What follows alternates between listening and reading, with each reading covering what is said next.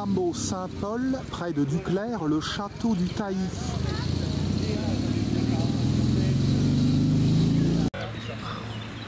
Le château comporte un musée sur la libération de la Normandie. Et chaque année, au mois de mai, il y a un spectacle qui est organisé. Ici, les 6, 7, 8 mai 2023.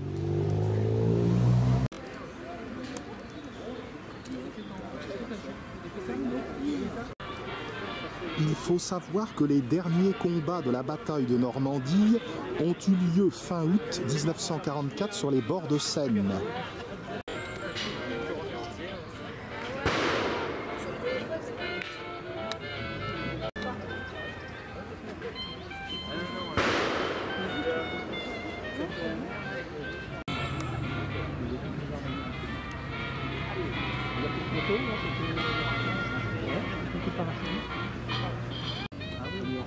Les Américains ont débarqué.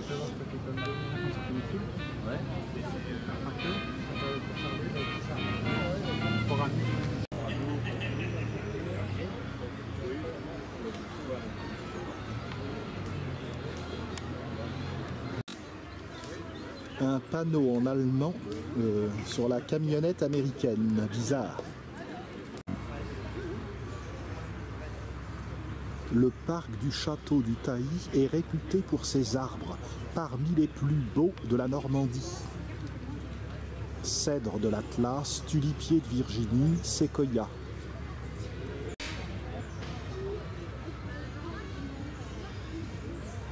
Matériel d'infirmerie.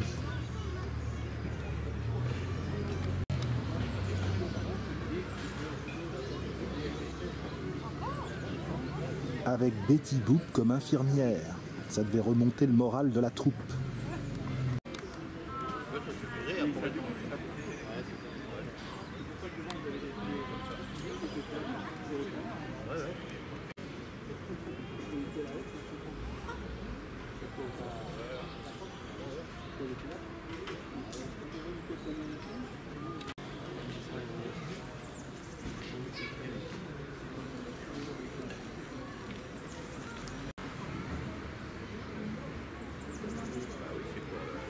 Ça sent la poudre.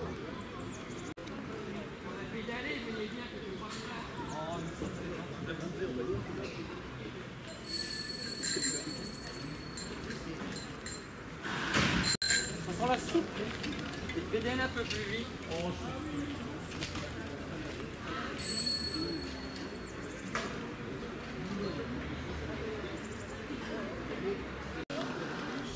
Le château du Tailly bénéficie d'une belle symétrie qui nous apparaîtra mieux tout à l'heure.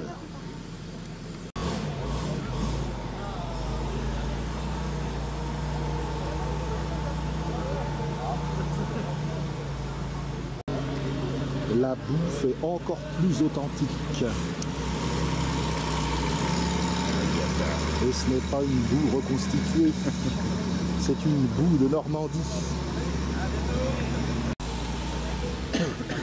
J'ai deux amours, mon pays et Paris.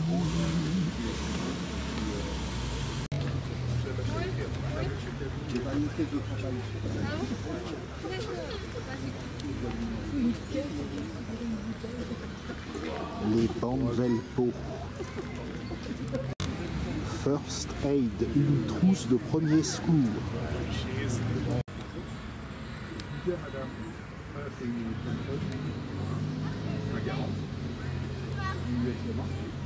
Par contre, ça, c'est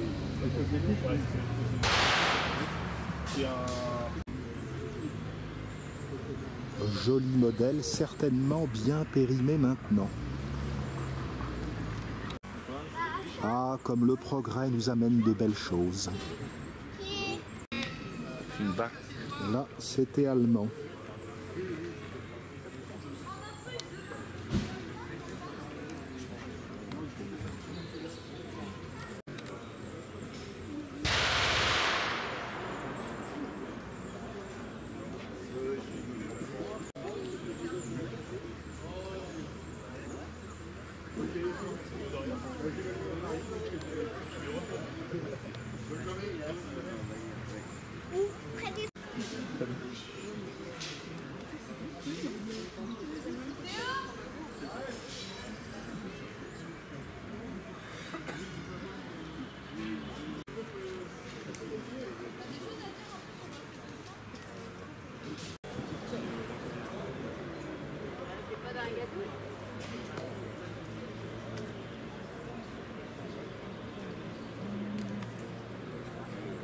Ils font aussi leurs équipements propres à l'artillerie comme des organes de visite.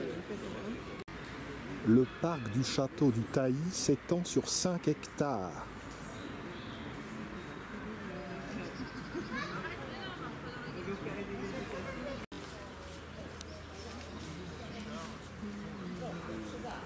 Oh, c'est sympa. Ah là, c'est d'accord, c'est les Anglais. Un superbe cèdre de l'Atlas. Ah non, enfin moi, toujours resté à De ce côté, le camp canadien.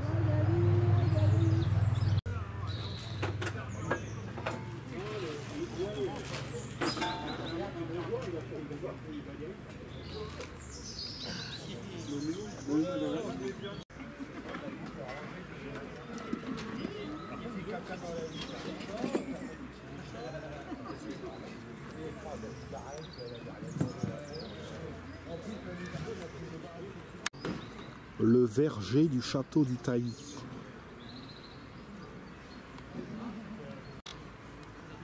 Mon pote bulgare est épaté par la glycine. Ah oui, c'est bien.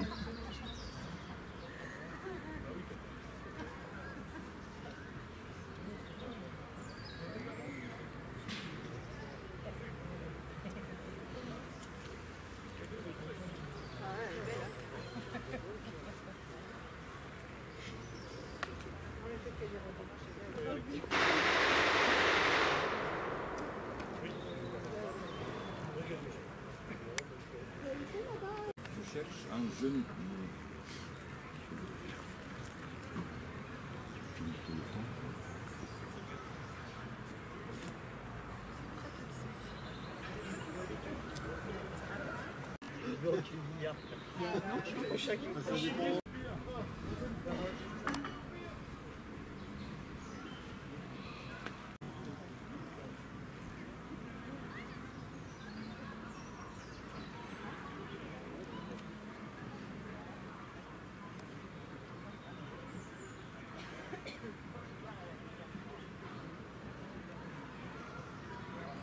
C'est bientôt pire que des massifs de rhododendrons.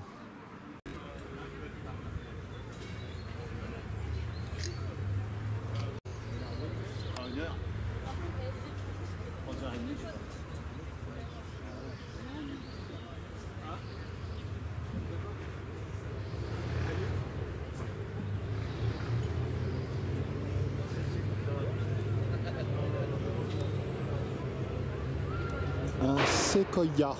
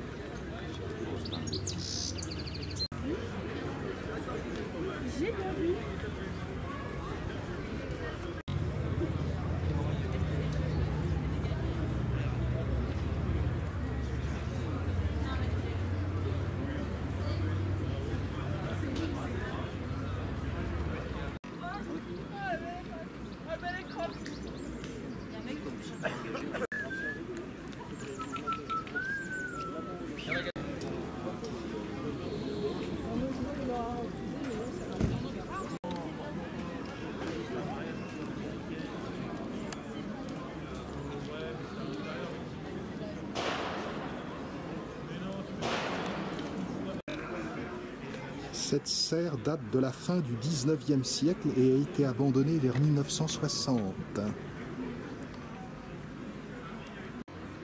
En 2018, elle a bénéficié d'un mécénat de Stéphane Bern dans le cadre de la mission patrimoine pour être restaurée.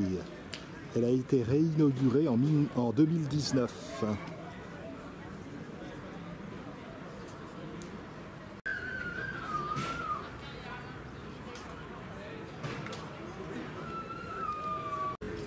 Joli buisson de Forbes.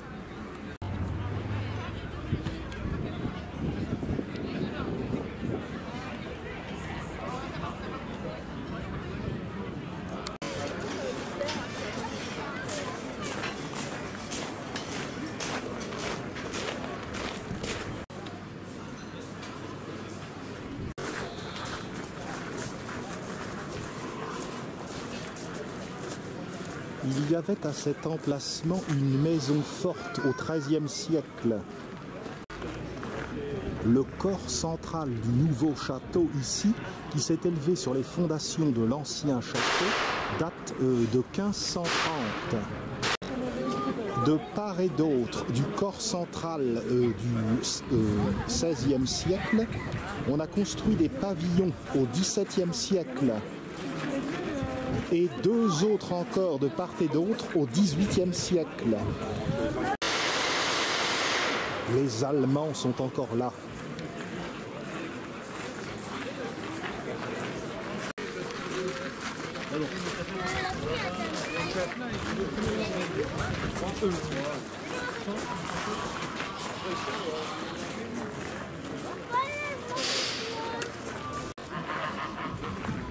Bon, on visite un peu dans le désordre.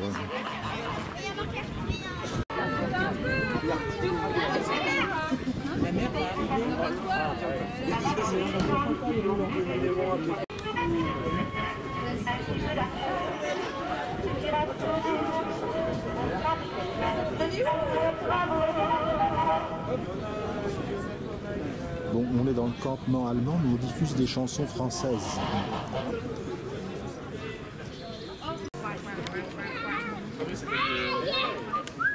J'ai brunché avec eux hier. Je vous dis, il y a 3 assiettes. Il n'est pas méchant.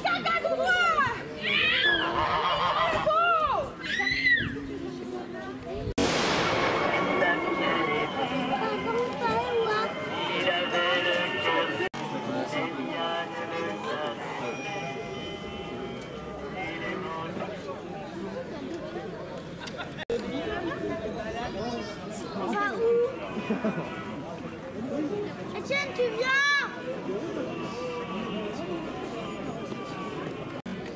Si la bataille de Normandie commence le 6 juin 1944 par le débarquement sur les côtes du Calvados et de la Manche, cette bataille s'achève en fait le long de la Seine, de la basse Seine, les troupes alliées pourchassant les troupes allemandes, dont beaucoup se sont rendus ici. Il faut savoir que Rouen et Le Havre ont été libérés après Paris.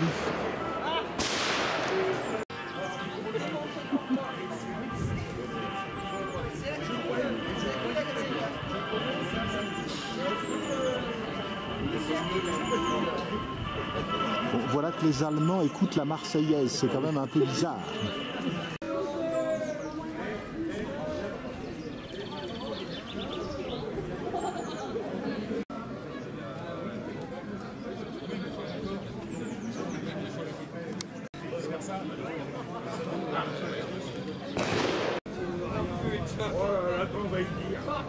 Tu vais ramasser les cailloux chez toi? Ah oui, j'ai dû voir les descendants. Je pensais que je ferais qu'il sort d'une casquette. D'accord. La signalisation en allemand est accompagnée d'une signalisation en géorgien. En effet, il y avait des bataillons de Géorgiens qui combattaient aux côtés des Allemands. Mais on revient. Les Géorgiens, qui étaient anti-russes, avaient combattu aux côtés des Allemands sur le front Est, et ensuite certains bataillons étaient venus épauler les Allemands sur le front Ouest.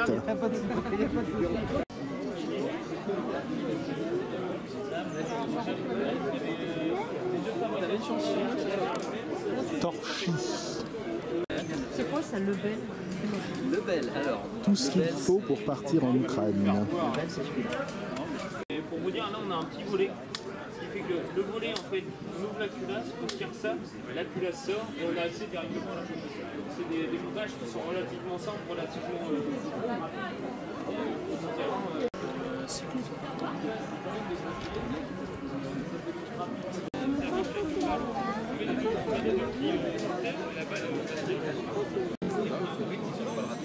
Et ça, c'est la tente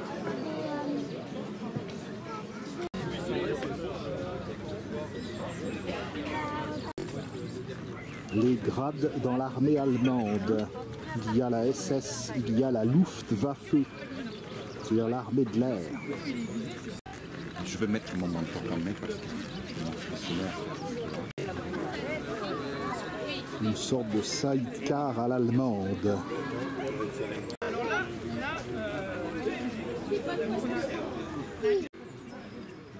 Des Panzerfaust pour détruire les chars ennemis. Dans les derniers temps, Hitler avait fait lever la population civile. Elle était armée des Panzerfaust. C'était le Volkssturm, l'assaut du peuple. Ça n'a servi à rien, évidemment, sauf à tuer les populations civiles allemandes. On voit d'ailleurs dans les dernières bandes d'actualité nazie certaines femmes berlinoises qui sont en train de s'entraîner au maniement des Panzerfaust. mais c'est peu pratique pour lutter contre un blindé. La propulsion du Panzerschreck n'était pas très efficace et propulsait pas assez vite la munition pour pouvoir être efficace au combat. Pourtant la munition en elle-même est très efficace. On a deux munitions. Vous avez une première munition juste ici et une deuxième plus grosse. La première va rentrer en contact avec le blindé, va fragiliser le blindage et créer une trou qui va permettre la propulsion de la deuxième charge dans le blindé. Et même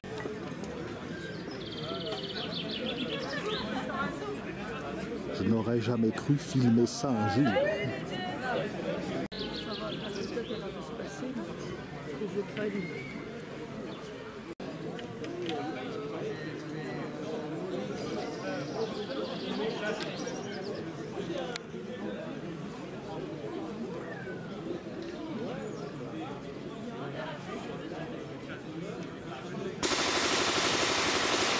Une femme allemande.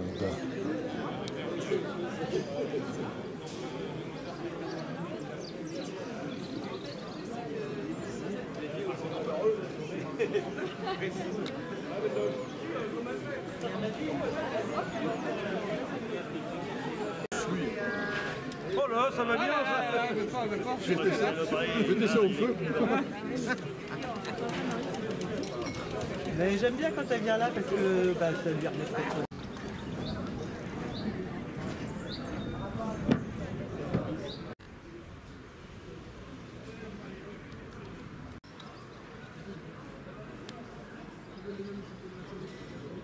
Bienvenue au château du pays.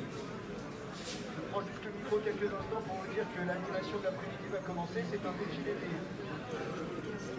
des groupes participants devant le château. tu veux défiler avec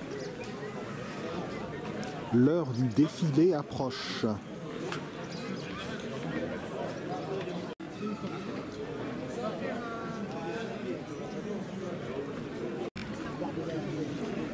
Les visiteurs se groupent.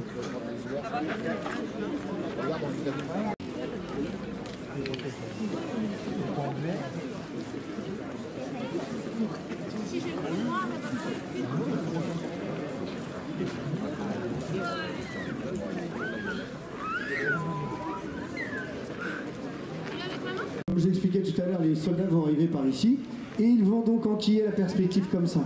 Une haie d'honneur pour le défilé.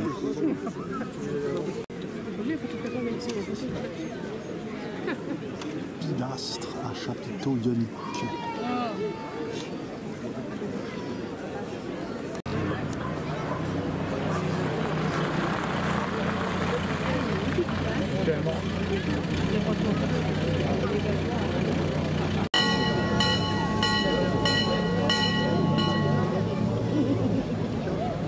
Ils prirent le nom.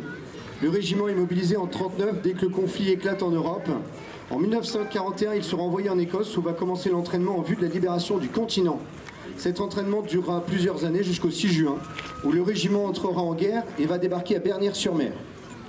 Ses objectifs étaient situés dans les terres et non sur la côte. C'est l'un des seuls régiments à avoir atteint ses objectifs le 6 juin. Le régiment fait partie de la 3e division d'infanterie canadienne et après avoir participé à SEAL, Croix-Rouge française, équipe nationale. Et vous avez aujourd'hui donc une survivante de cette période-là, Henriette, qui a eu 96 ans hier. Il nous fait le grand honneur d'être parmi nous chaque année. Henriette avait 17 ans en 1944 et en effet, elle faisait donc partie de la défense passive et servait activement au secours des populations sinistrées et prises sous les bombardements donc sur la ville du Havre, qui comme vous le savez est une ville qui a été durement touchée par les bombardements au mois de septembre 1944. Messieurs, c'est un petit stop ici. Voilà, stoppez là, par exemple. Voilà. Vous êtes très bien.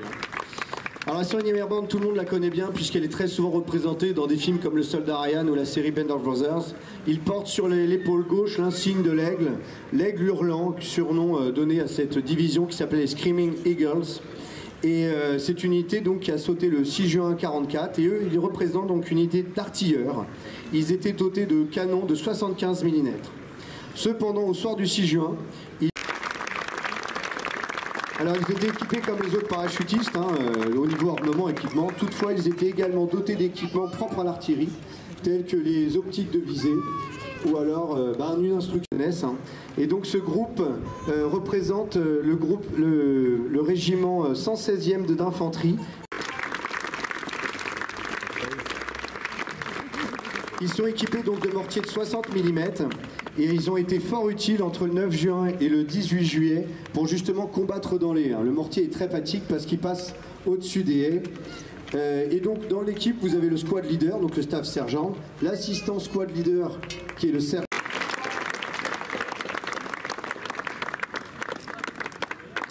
Après, nous accueillons le groupe au nom imprononçable. Le Rin, un lance-grenade, très utile aussi pour envoyer des grenades le plus loin possible, tandis qu'un autre soldat porte un lance-roquette. Il était très utile d'être équipé de lance-roquettes pour détruire l'intrusion de blindés allemands. Le lieutenant est donc accompagné de son opérateur radio pour informer de la situation et est tenu toujours en contact avec un soldat britannique qui représente une petite touche d'histoire locale puisqu'il représente le 48e Royal Mines Commando. C'est ce qu'on appelle les fameux bérets verts. Ces soldats ont débarqué sur Juno Beach le 6 juin 1944. C'était vraiment dans les premières troupes d'assaut. Ils vont ensuite participer à des batailles difficiles telles que Douvres, telles que des combats, beaucoup de Saint-Pierre-de-Varangeville, Barentin, Pavie, Tôtes, etc. Voilà, ce sont eux qui vont... J'ai récupéré en Angleterre des images des bérets verts qui traversent la Seine à Duclair. Devant les Royal Canadiens, et derrière vous avez une unité qui sont les Royal Winnipeg Rifles, qui ont débarqué aussi le 6 juin 1944 et qui ont lourdement combattu au nord de Caen pour... Il est là, voilà, le plus grand fan. On passe maintenant du côté allemand avec une unité de parachutistes, ce qu'on appelle les Fallschirmjäger, infanterie, appelée IF-8, pareil, qui était la bonne à tout faire pour l'alimentaire, pour les munitions, pour toutes sortes d'équipements, évacuer des blessés, etc. Vous avez un tireur d'élite, vous le remarquez à son fusil et puis sa lunette de visée, tandis que derrière vous avez donc deux autres, de punis, sans équipement, voilà, mais qui représentent en effet les tenues des parachutistes, avec ce fameux casque si particulier qui est différent des autres. Merci messieurs. Et la plaque, mais c'était un gendarme, c'est marqué Feldgendarmerie. Les Alliés avaient les MP, les Military Police, les Allemands avaient la Feldgendarmerie. C'est toujours eux qui devaient remettre les soldats dans le droit chemin, etc. Et voilà, souvent, ils n'étaient pas très bien vus par les hommes de troupe. Parce que nos soldats français ont eu à la fin de la Première Guerre mondiale, mais surtout pendant la campagne de 40. Certains hommes les avaient gardés, les ont ressortis et l'ont bariolé de la Croix de Lorraine, le signe de la force française libre, et trouvé avec d'autres soldats. Et donc l'idée c'était d'avoir ce criquet. Et lorsqu'un soldat arrivait, il cliquait une fois. Si jamais il entendait un bruit, il cliquait une fois. Et il devait obtenir une réponse en face qui était 2 clics.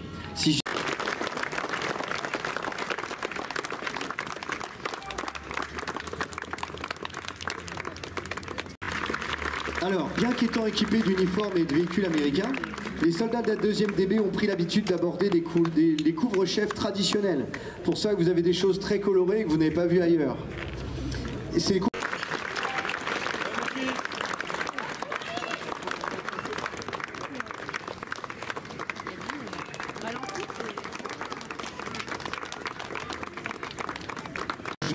plutôt de travail, et l'autre une tenue pareil, mais avec un blouson par-dessus.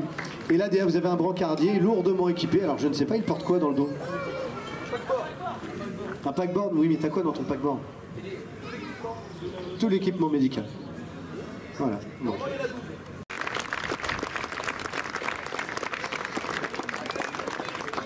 C'est vrai que ces unités étaient très méritantes parce qu'intervenir au front sous les balles allemandes en Normandie, notamment lors de... Allez pas trop vite les gars. lors de son repli en août 44. Donc vous savez tous, comme je dis souvent à nos visiteurs à notre musée, tout ce qui a commencé le 6 juin sur les 6 juin 44 sur les plages, c'est terminé chez nous. Derrière, vous avez donc 2 soldats d'infanterie, donc on va dire un binôme de mitrailleuses. Le soldat de gauche porte sur son épaule une mitrailleuse MG34. Voilà, ce sont des mitrailleuses très gourmandes en munitions, c'est pour ça que l'autre coéquipier porte... Eh bien, c'était le dernier mot. Voilà, la foule se disperse après ce défilé qui, à mon sens, manquait un peu de musique.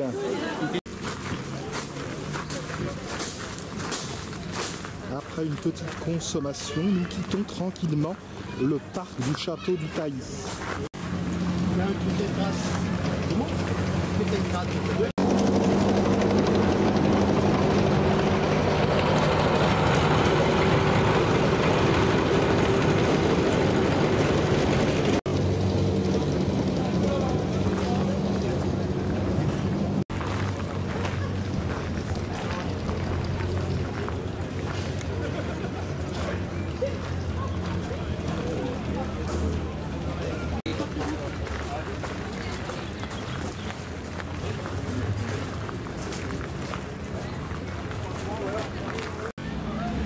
C'est à cet endroit que se trouve le musée Août 44, l'enfer sur la Seine.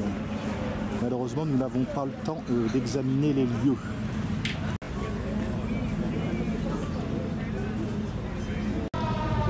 Mais après tout, aujourd'hui, le musée était dans le parc.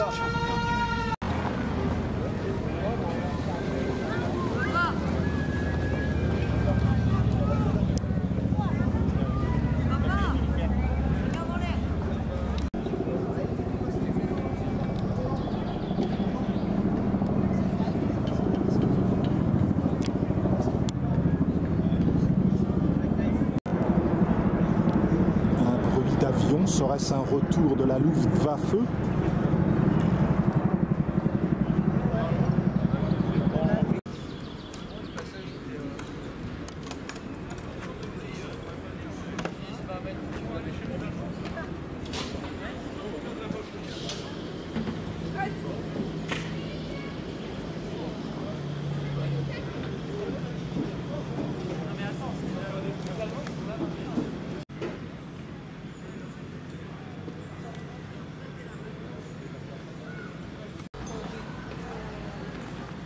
Une belle après-midi de commémoration au château du Tailly à Duclair. Ah oui,